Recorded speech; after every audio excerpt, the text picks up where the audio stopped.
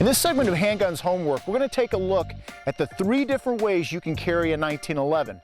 Now, before we get started, we've got to be familiar with the controls on a 1911.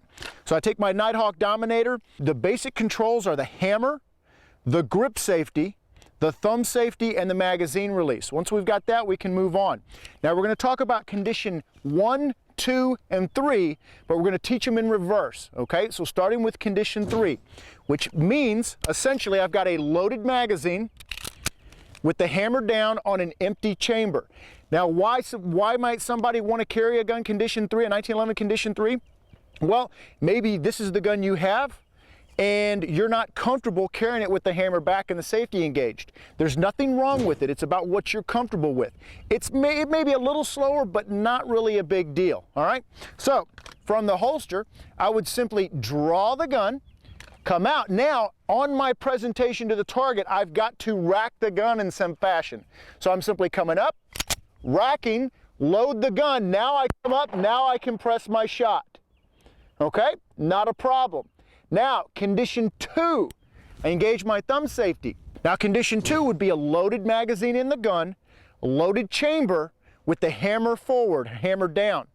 Now, the problem with this comes in to set it up, or as you're setting it up. So I'm going to have to disengage my safety. Now, at some point, I'm going to have to get my hammer forward. But in order to do that, I've got my support hand thumb on the hammer, but I now have to engage the trigger, press the trigger. Now, what's going to happen eventually is that right there. Your thumb is going to slip, and what you just shot, you just killed. Not something you want to do. I do not recommend carrying the gun like this at all, at any time. Okay? Now, move to condition 1. Loaded magazine in the gun, hammer to the rear, thumb safety engaged. Back to the holster. Now it's one smooth, simple process. I come to the gun, I get it, I get my good grip, I come out. Once the gun planes out, gets horizontal, parallel to the ground, as it starts to present, my thumb safety can disengage. I get my good 2-hand grip, drive it to the target. Once my sights are on the target, if I need to shoot, my fingers on the trigger, and I press. Not a problem.